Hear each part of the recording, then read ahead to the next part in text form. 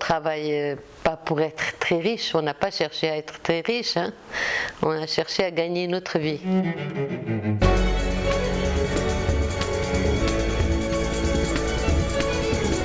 C'est un domaine qui fait rêver, d'abord. Et tant qu'on n'a pas mis les pieds dedans, on a l'impression que c'est merveilleux. Ça l'est, c'est merveilleux, mais c'est un peu difficile.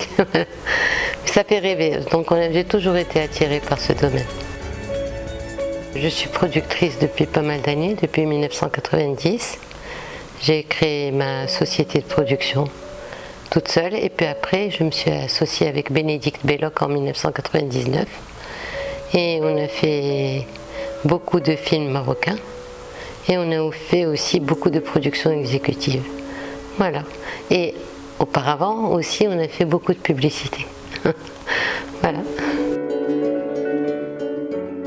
J'ai découvert le domaine du cinéma vraiment par hasard parce que j'ai fait des études financières.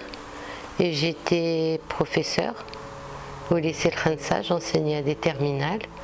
Et puis un jour, il y a quelqu'un qui m'a contactée pour me dire « Je vous appelle de la part de votre mari ». C'était Mouli Hamd Belghati de la société Vidéorama. Il avait besoin d'un directeur général parce qu'il allait créer une société de post-production. Et c'est comme ça que je me suis retrouvée dans une société de post-production pendant 3 ou 4 ans. Et après, j'ai créé ma propre société de production. Voilà, c'était par hasard. Mais bien sûr, il y a toujours des rêves. On pense à des choses, on voudrait être producteur ou réalisateur. Mais à l'époque, pour moi, ça ne pouvait pas se faire parce que mes parents auraient été contre, parce que... Mais après, au final, ça s'est fait par un heureux hasard. C'est mon mari. Il m'a toujours dit ça. Non, non, tu as le talent de faire ça. Tu sauras très bien faire ça. Parce que mon mari est issu de la publicité. Il a fait de la publicité toute sa vie. Et à chaque fois qu'il me dit, tu es faite pour la production cinématographique, il faut que tu te lances. Il m'a vraiment beaucoup encouragée. Et si je suis là aujourd'hui, c'est 50% grâce à lui.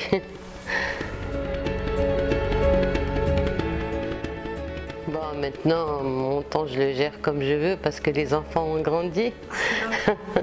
Mais auparavant, c'est difficile. Au début, c'est difficile parce qu'il faut qu'on s'habitue à un rythme de vie. Il faut qu'on sache comment rendre les choses égales entre les enfants, la maison et le travail.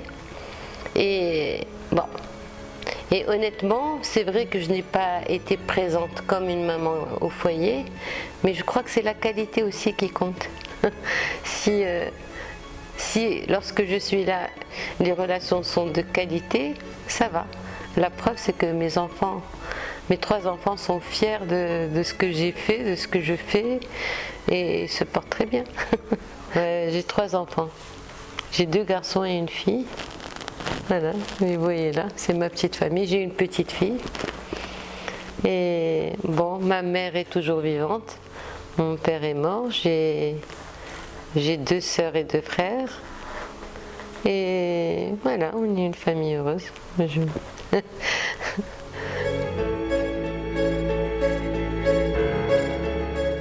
Agora Film existe depuis 1999.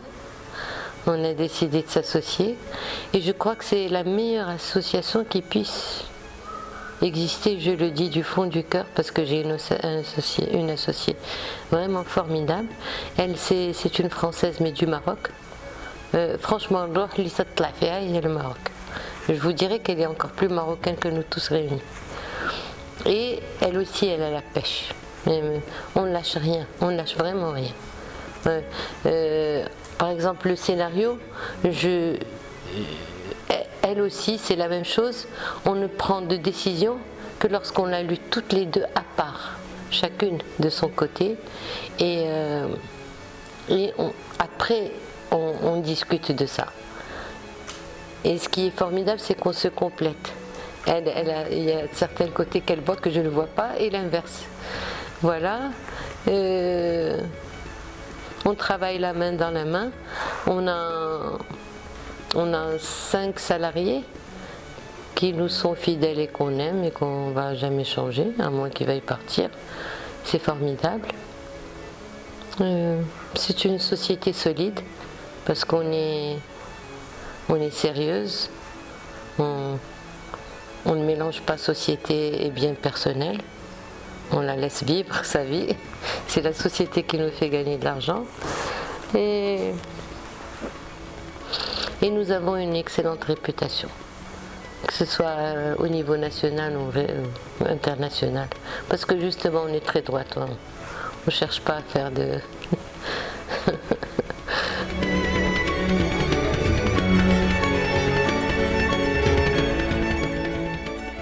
Il y a 2 sortes de producteurs.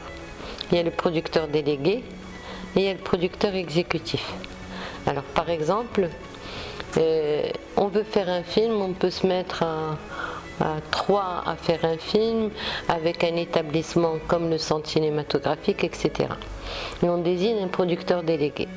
Le producteur délégué, lui, va faire en sorte de respecter tout le scénario, mais avec les moyens qu'on lui donne, que lui aussi a amené. Ensuite, ils ont besoin d'un producteur exécutif. Le producteur exécutif, on lui dit, voilà, on veut une maison qui ressemble à telle maison, on voudrait travailler avec des techniciens. Parfois, ils viennent et ils disent, on veut que des techniciens marocains. Et nous, selon le projet, on choisit le technicien qu'il faut. Et que ce soit par rapport à la mise en scène, à la déco, à la régie, à tous les postes. Mais on s'exécute. Alors ça veut dire quoi s'exécuter? C'est tout faire à la perfection, mais en respectant leur scénario. On n'a pas le droit de changer quoi que ce soit à leur scénario, et en respectant ce qu'ils veulent eux. Nous, on s'exécute. C'est ça la production exécutive. Mais on le fait...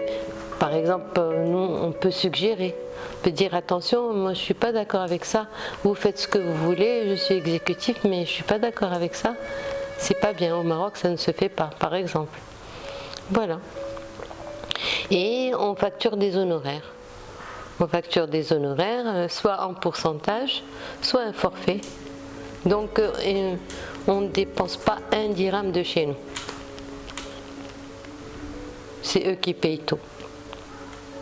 Après, il y a le système de la coproduction. Tous les films marocains que nous avons faits, on a coproduit avec des Européens. Les films de Fawzi, les films de Leila Al-Marakchi. Et maintenant, on va produire prochainement le film de Mariam Ben Barak. Et on est en coproduction. Parce que les fonds que nous avons ici ne suffisent pas pour un film qui puisse être distribué à l'international. Et nous, ce qu'on veut, c'est que nos Marocains, nos jeunes Marocains soient connus à l'international. C'est ce que nous avons fait avec Leila, c'est ce que nous avons fait avec Fawzi, et on continue. Voilà. Donc, en fait, la production exécutive, c'est bien, mais ça nous permet de remplir nos caisses pour faire les films de jeunes réalisateurs. Voilà.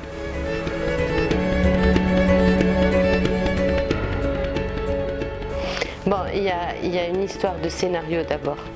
On lit le scénario, soit il nous plaît, soit il ne nous plaît pas. Ensuite, on appelle l'auteur, qui sera peut-être le réalisateur de ce dit scénario ou pas.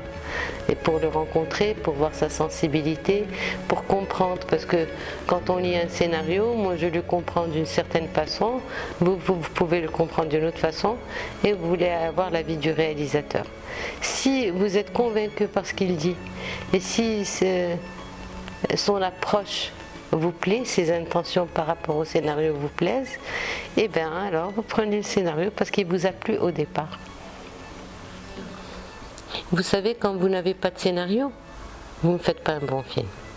Même si vous avez amené les meilleurs moyens du monde. Lorsque l'histoire est bien établie, et que le scénario est bien écrit, déjà, vous êtes pris dès les premières minutes. Ça, c'est sûr. Ensuite, c'est le choix des comédiens. C'est ça le plus important aussi. Si vous prenez des comédiens qui ne savent pas jouer, ça y est, vous regardez, vous lui donnez sa chance, vous le regardez un petit moment après. Donc c'est votre vision, c'est ma vision, mais qui est peut-être relative. Peut-être qu'en sortant du cinéma, vous allez me dire « Ah, mais ce film est merveilleux ». Je dis « Ah bon, tu es sûr, c'est bon? Tu n'as pas vu telle prise, comment c'était ?» Bon, parce que j'ai l'esprit trop critique aussi. En faisant ce métier, on devient critique. Mais un spectateur lambda, lui, il y a des détails qu'il ne va pas voir, peut-être qu'il va aimer.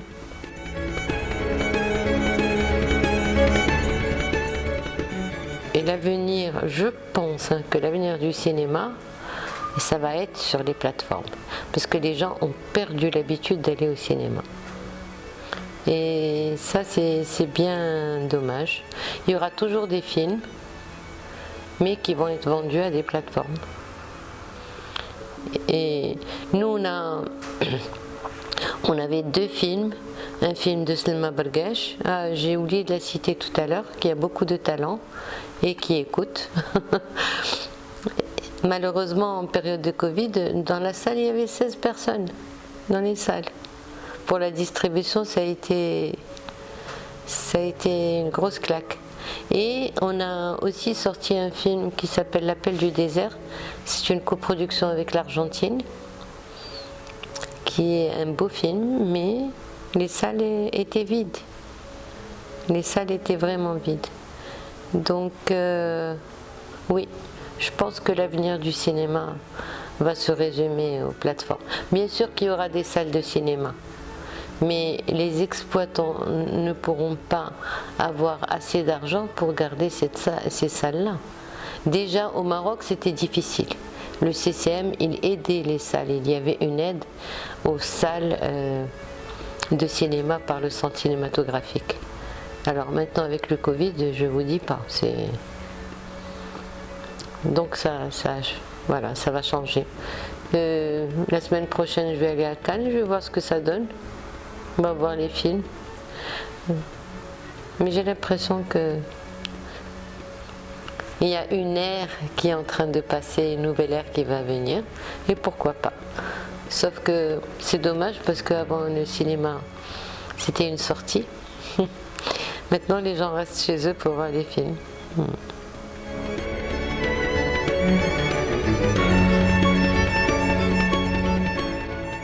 Donc la source des femmes, lorsqu'on a lu le scénario, on était...